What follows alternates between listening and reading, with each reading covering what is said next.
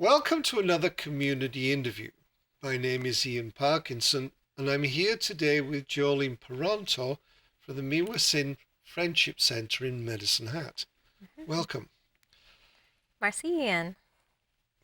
So, we're here today to discuss the Ancestor Reburial Project. But hmm before we get into that, just for the benefit of our viewers, what does the Miwasin Friendship Centre do, offer, provide? Oh, thanks for that question, Ian. So, Meowson Friendship Center is located downtown on 3rd Street. So, we're a social service delivery center supporting our urban Indigenous community members, established 96. We have all sorts of different programming for all ages. We run recreation programming, we have meals for elders, we provide counseling and housing supports for individuals and families. We have well-variety programming. We have traditional classes for our youth as well. Lots to discover there. Okay, I notice you're wearing a blue pin with an infinity loop. Oh, What yes. is that? So that's the Métis flag that you're seeing. So that's my heritage. I'm originally from Peace River in northern Alberta, families from Paddle Prairie Métis settlement. And then I've been based here in Medicine Hat the last 5 years and joined Meowson Friendship Center at the end of 2020. Excellent. Now, the City of Medicine Hat, the Meosin Friendship Centre, the University of Alberta are all involved in this Ancestors Reburial project. What started this project? So, over the last 70 years, there have been occasions when road construction, repair, ground erosion, and animal activity have disturbed some unmarked graves in Medicine Hat. And so, our project focuses on 3 such graves, those unearthed in 1967. So, the remains of these ancestors have been cared for at the University of Alberta Osteology Museum collection since that time. And so, while these ancestors have been cared for at the U of A, their rightful place is to be at peace here in their community. So since the late 90s, Meowson Friendship Center, the University of Alberta, different community members, and the City of Medicine Hat have all been in touch at different times, communicating about the repatriation of these ancestors back to their home community. And so these 3 institutions came together formally late 2022 to form our Medicine Hat Ancestors Reburial Project. And all of our partners are committed to the respectful reburial of these ancestors. And to keep the community informed too of our project, keep them up to date on different milestones. So Marcy, thank you for inviting us to share about our project with your audience today.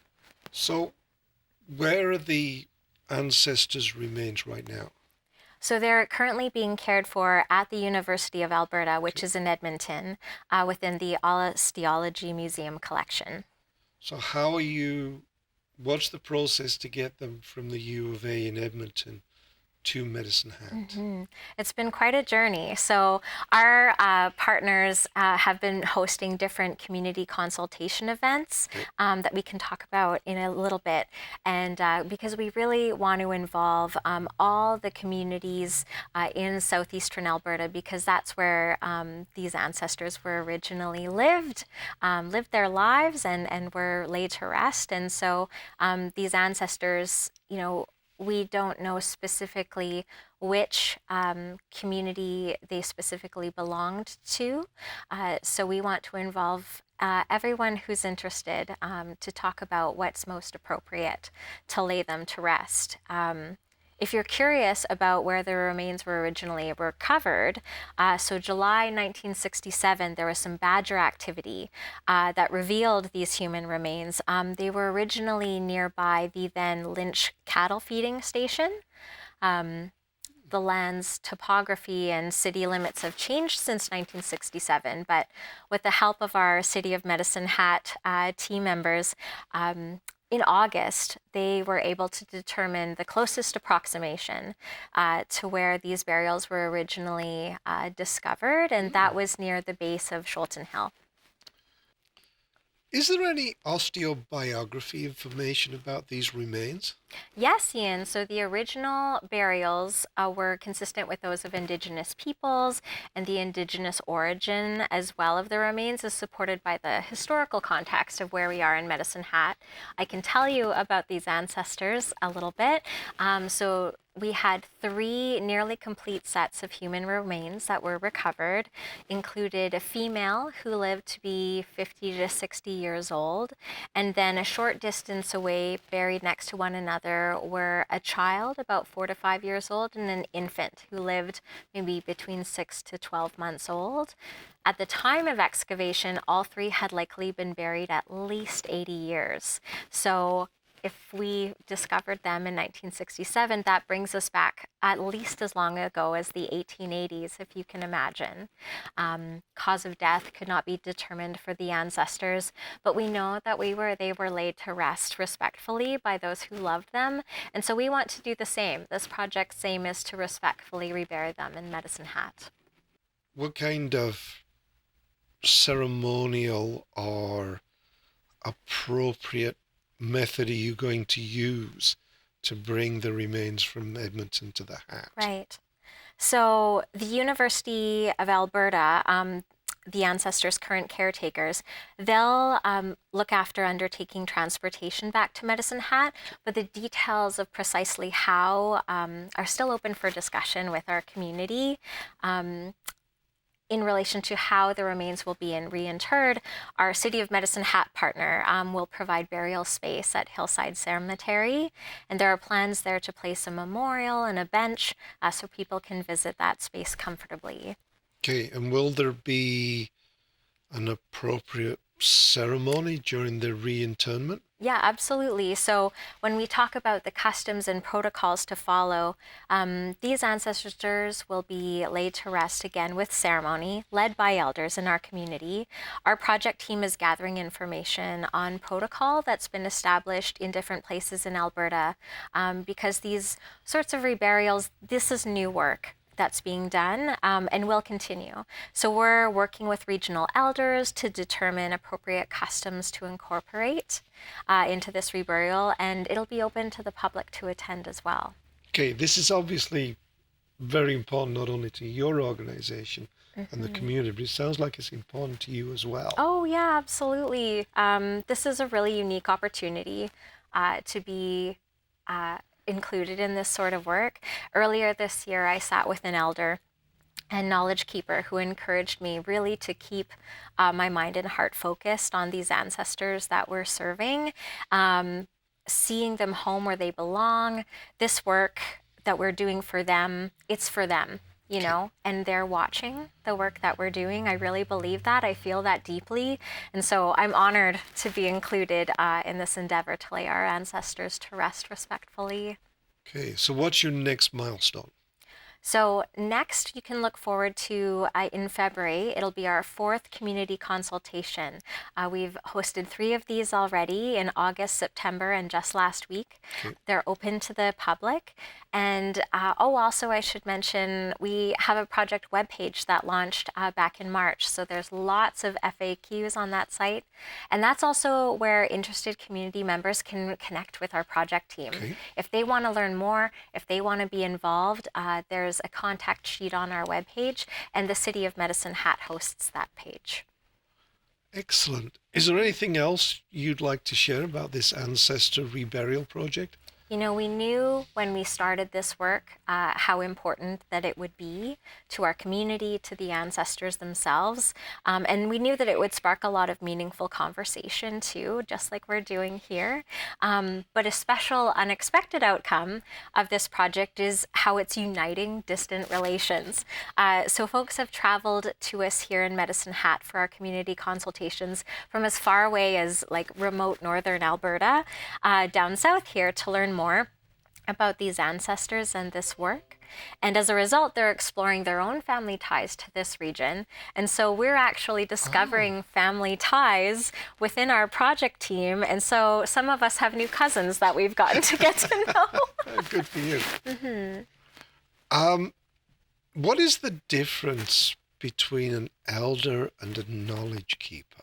I'm so glad you asked.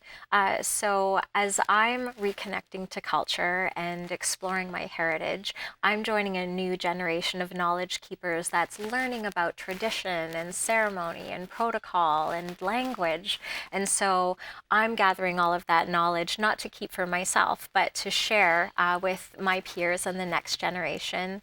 An elder isn't just about being an Indigenous person who's reached their senior years. It's very much a community designation. Okay. It's not at any particular age. When a knowledge keeper progresses into such a position of respect, often in their later years, they'll be approached as an elder, and acknowledged that way. Mm-hmm. And a knowledge keeper? A knowledge keeper is someone who holds a This is your oral history. yeah, Okay. absolutely. Oral history, if when they have knowledge of, our traditions and our culture and our language, and that they share that with others, whether that's beading or recipes or language. So I'm stepping into that role now, as I'm growing and learning about my heritage. Wonderful. I think as your project goes along, I think we're likely going to bring you back and see how you've made out. Oh, I'd be very glad to Is there visit anything again. else you'd like to share about the Miocene Friendship Center or any other projects you're involved in the community? Yeah. I think why this work is so important is it's really building strong ties within Alberta, within our regional First Nations neighbors as well, bringing together community members from different walks of life to learn about our ancestors and the history of this region and the community we now call Medicine Hat. We're on Treaty 7 and Treaty 4 territory, and long before we arrived, and I say we, I mean settlers in this area in 1882, we had First Nations who walked and cared for this land for many, many untold generations before then. And, the area where our ancestors in this particular project were uncovered is very nearby Saratoga Park. Mm. And so, you know, many generations ago, there were, 5 generations of Métis families that settled in that area in Saratoga Park. There were as many as 20 homesteads there, and it had shade for, to grow their gardens and, water with the creek there for their ponies and proximity to a close bustling downtown. That was home to many of that area. And so this area where we live now, and where this project focuses on, it has a long-standing history of, Indigenous homes. Great. Yeah. And you touched on it here. The hot button topic, especially to this season, is housing availability, housing affordability. Mm-hmm. I believe you're also involved in some kind of community housing project. That's right. So Miocene Friendship Center, we have a contract with the Government of Canada's Reaching Home program. And so that's the government's ending homelessness strategy. Okay. And so Miocene Friendship Center provides housing support with apartments on our second and third levels. We have a single family home as well. And we have a housing navigator to support housing searches in our community for our urban Indigenous neighbors and relatives. Mm-hmm. Okay, if somebody is Indigenous or Métis and is looking for help, where can they find you? Oh, so we're available. Miocene Friendship Center is downtown on 3rd Street. We'd love to connect with them as well. And we work really closely with our neighbors across the street at Medicine Hat Community Housing Society to provide housing supports for anyone who's in need. Okay, excellent. Mm-hmm. Thank you.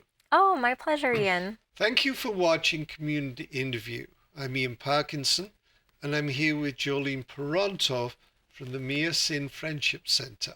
Thank you. Marcy, Ian, Namiyatan and Kikututatan. It's been nice talking with you. Thank you for watching.